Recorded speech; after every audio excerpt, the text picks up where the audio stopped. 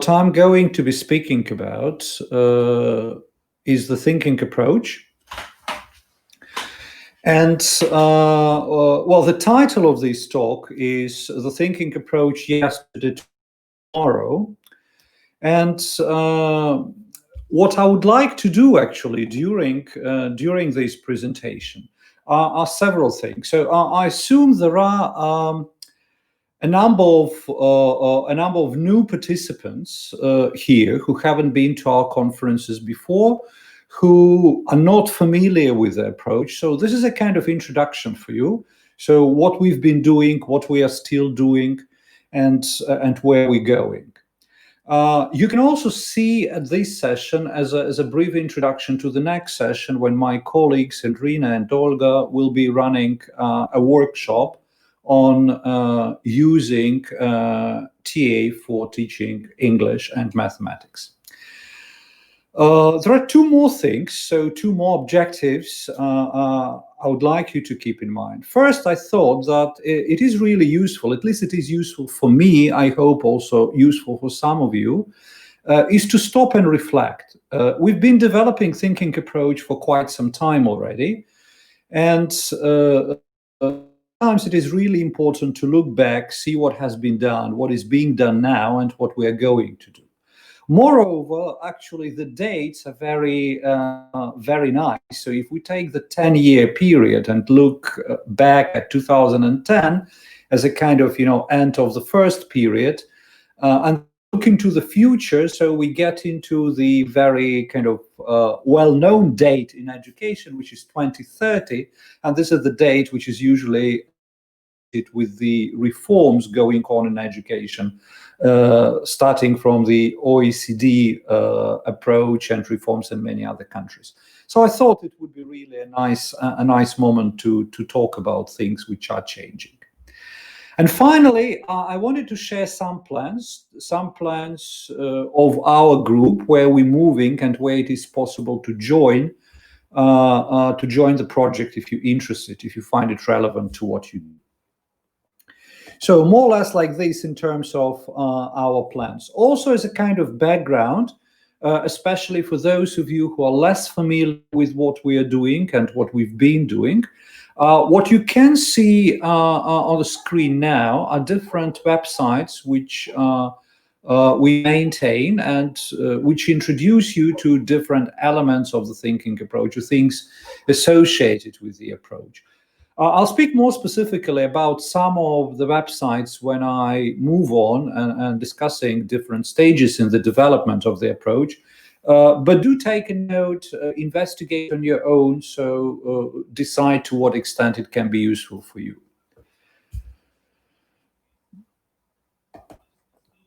There are a few things which have been constant about the thinking approach from the very beginning, because later on I'm going to be speaking about the things that have changed and have been changing. So these are the things which have been there from the very beginning, and they're important because there are, I think, some assumptions behind every approach, and this is really the foundation, and we either accept it or we don't accept it. So the first very important thing about the TA from the very beginning was something which I refer to as a functional approach toward the discipline. So when we look at the subject, like language or any other subject, we look at it functionally. In other words, so when we look at specific language phenomena, say different grammar structures, or how texts are built, we look at it from the point of view of using this for communicative purposes. For example, how I can use punctuation in order to achieve what I would like to achieve when I communicate, how I can use different grammar structures to express what I would like to express. And this is different from describing the discipline for the purpose of presenting its structure, which is traditionally called the structural approach. For example, in language, we very often describe language dividing it into morphology, phonology, syntax, etc. And we can really present the structure of the language like this, but this description is not very useful when we look at something from the functional perspective. So this is the first thing. The other thing that has existed behind the TA from the very beginning is an activity-based approach. So we believe that people learn best when they're involved into the learning activity, which has a specific structure, and we go back to people like Vygotsky, etc., and the activity theory developed by Vygotsky students, and certain structure of the activity. And finally, when we speak about thinking within the thinking approach, so for us, thinking is learning to deal with non-standard problems. In other words, problems which we cannot describe following if-then approach. There are quite a few things in our life which we might be calling problems in our day-to-day communication. However, if we stop and reflect, we actually have a very certain pattern of dealing with this kind of problem. Say, if something happens, so if our children don't listen to what we say, then we do 1, 2, 3. If, for example, our students start talking during a lesson, then we do 1, 2, 3. So these are what we refer to as standard or typical problems, for which very often we don't need to start even thinking. So we just follow the pattern. So when we speak about thinking, we're more interested in those problems where either these standard things don't work or they're not available. Okay, so this is the starting point. And another thing which I wanted to say, that we speak about the TA as an approach rather than a method. So there can be quite a few different methods teachers can use when they follow the approach. So TA doesn't really restrict you in terms of the use of teaching methods. There can be quite a few of them. Okay, just a general overview when we speak about the development of the thinking approach. It all started in mid-90s with one teacher working in one school and trying to do something. That was me teaching English at the upper secondary level in one of the Riga schools. And these were the first elements which started appearing. So at the beginning of 2000, there was a group, a fairly small, but still a group of colleagues who joined. And this is really the time when we started shaping it more into the approach. We started running workshops in Latvia, so in quite a few places. So we've been going around Latvia, running workshops, having feedback from teachers.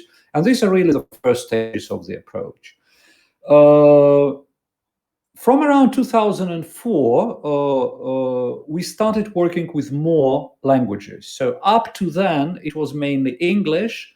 And then we started working with Latvian, Russian, other foreign languages, mother tongue and foreign languages. So the group started getting bigger. There were first international projects and colleagues from other countries. So more feedback was received. So some formal research into the efficacy of the approach. So that was quite a steady growth at that time. So by 2010, I think it was more or less clear how the approach can be implemented when we're working in language teaching. And we started moving towards other subjects.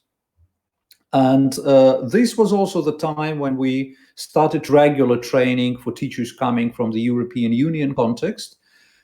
Different countries, different subjects, different learning traditions.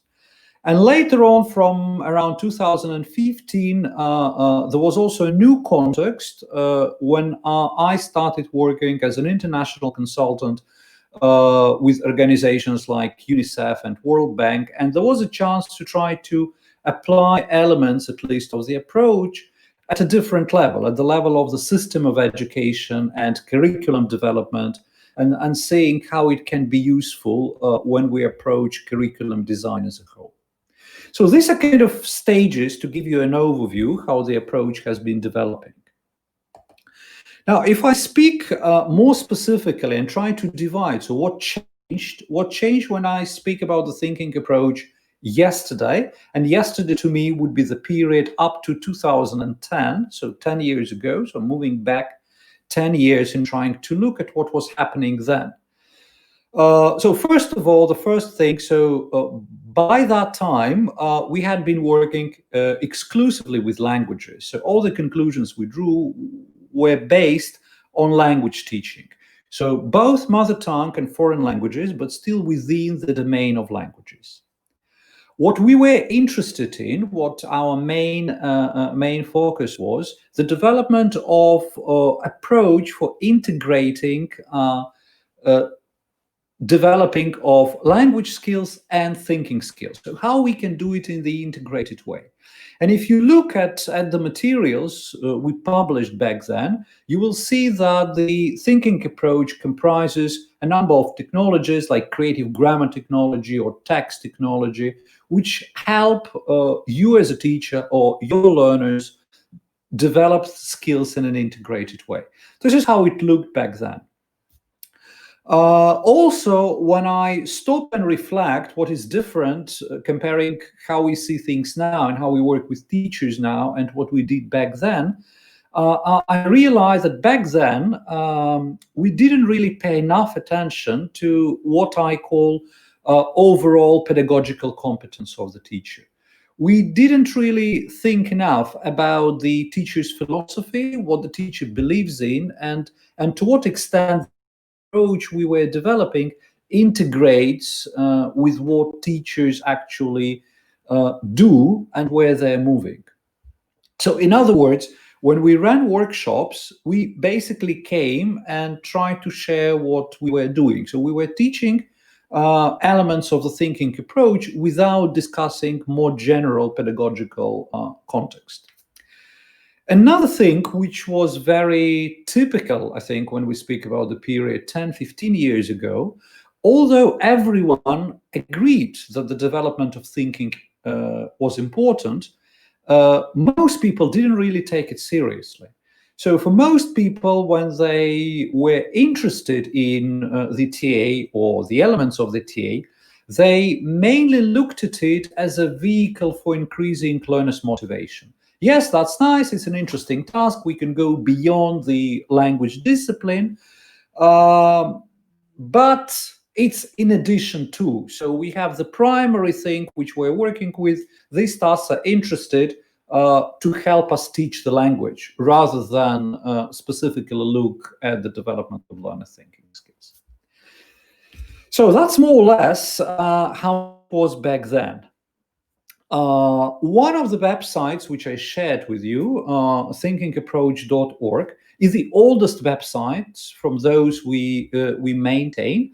It appeared actually in the last century. I think the first version of that website appeared in 1998. It looked different, but from that time it started developing.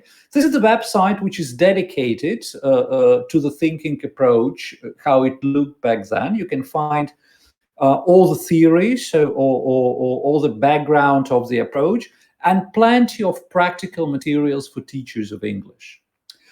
We still use this website also for communication with the community. We have a newsletter where we share the latest developments, so it's possible to register and be informed about 2-3 times a year if you're interested. But it's especially for those who really want to look into the details of the approach, how it developed during the first 10 years, and specifically in the context of language teaching. If I start moving on towards today and reflect on the changes. So first of all, so the first change, so we are speaking more about different disciplines, although we still have most things ready and developed, so those which we can share and say, okay, you can take it and bring it to your learners. We still have more things for the languages, 100%, so now no argument here. However, we do have more and more things appearing for other disciplines, and especially those of you who had an opportunity to participate in the Latvian track of the program or the Russian track of the program on Thursday, you could see a number of colleagues running workshops for different subjects. And even today, so after this talk, you'll have a chance to participate in the workshop run together by the teacher of English and the teacher of math. And I think that illustrates also one of the development vectors. The second thing which is changing actually now, and I find very important, when we speak about the technologies we are developing, so the approaches within the thinking approach, although we've always spoken about the importance of working with problem and how we deal with problems, I have to admit that when we look back at the materials we shared with people 10, 15 years ago, very often, although problems were implicitly present there, it seldom happened that people really saw the problem there and how to work with problem, and where this work with problems is revealed in the classroom when the approach is being implemented. I think it is changing now. I think that the materials we're developing now and the way we work with teachers makes the work with problems more explicit. And we see it also having the feedback from colleagues and seeing how colleagues use the materials in the classroom, that the place of the problem is much more noticeable in the classroom. So the approach is more problem-centered, not only on a declarative level, but in the real classroom situation. I think we are also more careful, especially when we are involved in professional development events, about overall pedagogical philosophy of colleagues. I think that today, before we actually start teaching elements of the TA, we discuss the pedagogical paradigm people keep to and what they believe in when we speak about teaching and learning, how teachers teach and how learners learn. And I think more and more we believe that there is no point speaking about the development of thinking skills before we agree on a certain paradigm, certain pedagogical paradigm. So what we believe in about teaching and learning, because there are some beliefs about teaching and learning where there is no space for the development of thinking skills. So there is no point discussing the development of thinking skills within certain pedagogical beliefs. Another thing which is obviously changing now, and you can notice it being a teacher and participating in different workshops and reading different documents, there are more and more people actually speaking about thinking and the importance of thinking. There are more and more documents where teaching thinking is actually not only manifested, but required. So it is present practically in all policy documents which are being produced now. And I think you can obviously notice that also at the classroom level, teachers are becoming more serious about thinking. In certain new curricular documents, we already have specific learning outcomes for thinking skills described. So that means there will be certain assessment things specifically for these outcomes, and inevitably there will be more attention paid. So this is the reality today, if not exactly today, then I think in the coming 1-2 years, what we can see in quite a few countries. If I move to specific things which appeared during this period, so from 2010 up to now, and I start with the resources, so electronic resources which we maintain. The website I would like to draw your attention to will be the website which you saw when you registered for the conference and which you used for the program. So apart from the information about the conference, there are other sections of the website. So there is a section dedicated to teacher diaries, for example, and learning materials. And these are the initial sections of these websites and of this website. And this website was developed as a kind of platform for the community of teachers interested in the approach. And if you investigate it, you will see that there are different teachers, different countries at different stages of being familiar with the approach who share what they're doing. So these are not the materials in terms of, what we call published materials of certain level of quality. This is more a website for the community where people can exchange, give feedback, try certain things, etc. And we see the value in this because people can see what their colleagues are doing in similar contexts and how they can learn from that.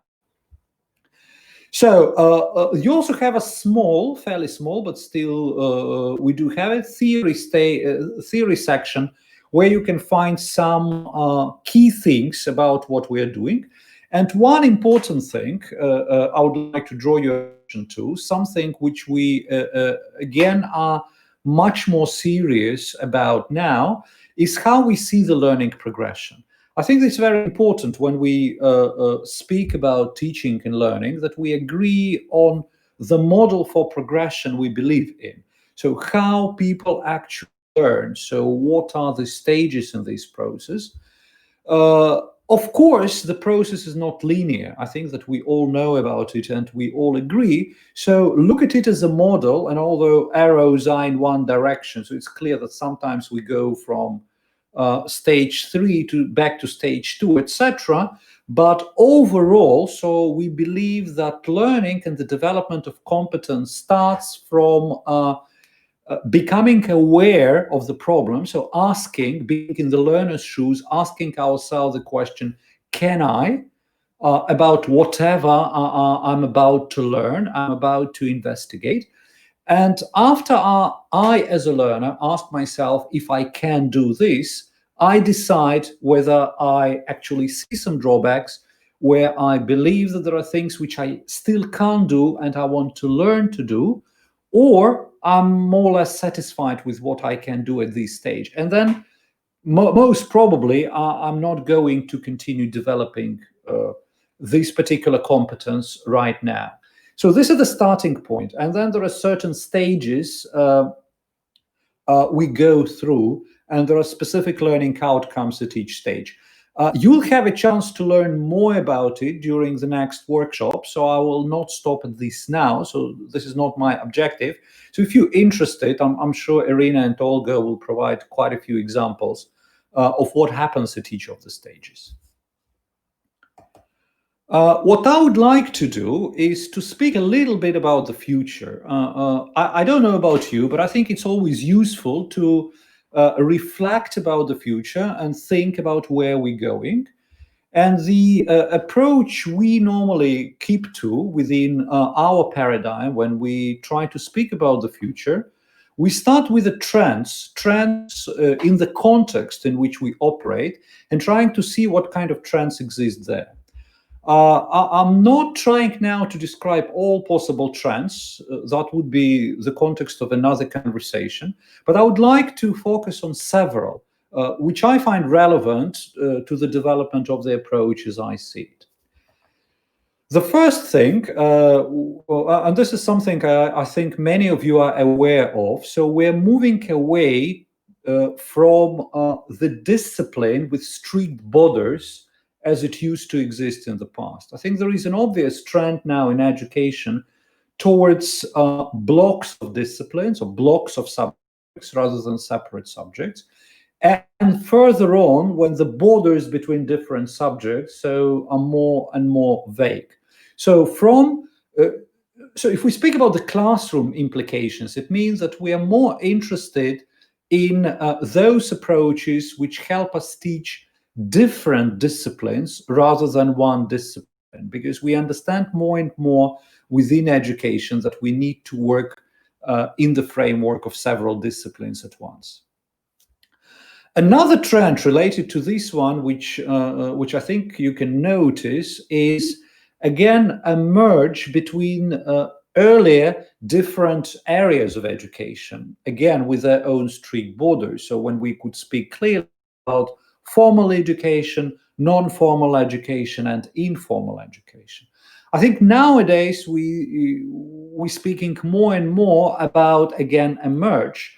And in fact, the current situation of learning during pandemic, I think, made it more explicit, so that people sometimes learn more and faster being involved in some informal way of learning than formal way of learning.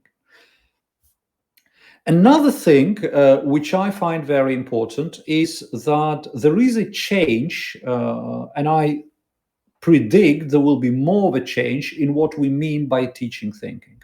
I think today, still at a general level, if I don't go into academic publications and the discussion of professionals, at the classroom level, teaching thinking is still referred to as something which people understand in a more or less similar way. For example, in the Latvian context, mostly it will be associated with critical thinking. In some other contexts, it may be associated with something else. But generally, you can't find many teachers arguing a lot about what we mean by teaching thinking. I think it's going to change, and it will be more and more clear that what people refer to as teaching thinking can be very, very different. The reason for that is that what we can see now in the curricular documents is that we started describing outcomes for teaching thinking, as I told you. And the moment we actually start defining what we mean by teaching thinking, the moment we start assessing thinking, we'll see that we are very often speaking about very different things. And if today we speak about kind of one body of knowledge, at the classroom level, then I think in 10 years' time, we'll have many different understandings of what we mean by thinking and what kind of learning outcomes we are trying to develop. And this moves us to the next trend in a more general sense. What happens to curriculum, or what in some contexts we call education standards? I think that they're going to change quite dramatically. And the reason for that is that there is very clear contradiction that exists for curricular documents nowadays. There is a trend to integrate all meta-subject competences. So those competences which go beyond the discipline, they have different names in different contexts: key competences, transversal competences, life skills, etc. Whatever we call them, they are present more and more in our curricular documents. And like with thinking, with any other competence, we start describing learning outcomes. And we start understanding that if we are serious about developing a particular competence, whether it is thinking or communication or collaboration or entrepreneurship, we have to be clear about what we mean. We have to describe learning outcomes. And the moment we describe learning outcomes for everything, we realize that our curriculum is so bulky, nobody can ever manage to do anything with it. So we can't just continue describing learning outcomes for everything we would like to learn, because the list of learning outcomes will be never ending. We need to have another paradigm if we want to have a readable curriculum document. And these trends bring me to the three, at least, directions which I see for the thinking approach tomorrow. So, and these are possible paths where you can join if you find it interesting. So the first path, and this is something Irina and Olga will be sharing with you, is an interdisciplinary approach to teaching different disciplines. So how we can do same and different things at the same time. So I think we have something to offer, and we are going to continue developing it. Another thing, in the context of merge between informal and formal and non-formal, is an approach which helps us integrate these things. So we have first kind of steps of how it might look like. And this is related to how we work with texts in a general sense. So texts as films, texts as different visual things, etc. Texts are all around us, and the question is how much we as adults, how much our learners can actually learn, to what extent we can change our worldview as a result of interaction with text, and how we can learn more. So this is the technology which we are trying to develop now. I tried to speak about it fairly recently. So what you have the icon now, we have a video on our YouTube channel, which you might watch. If you find it interesting, I'm very much interested in cooperating with those people who like to pilot it with their learners. So either, young adults or adults. So if you find it interesting, get in touch. I'll be happy to share more about it. And finally, the third area is this new curriculum paradigm. It's still not clear how it might look like, but this is one of the areas where we are trying to develop the approach. So that's more or less about my reflection. So if you feel like asking something, making a comment, or joining, you are very, very welcome. So you can email, you can now write in the chat. You can first maybe participate in the workshop by Irina and Olga, and then discuss things. Maybe it will be more relevant, or we can start now. So in any case, please do share. I think it's always important for us to have some feedback on what we're saying.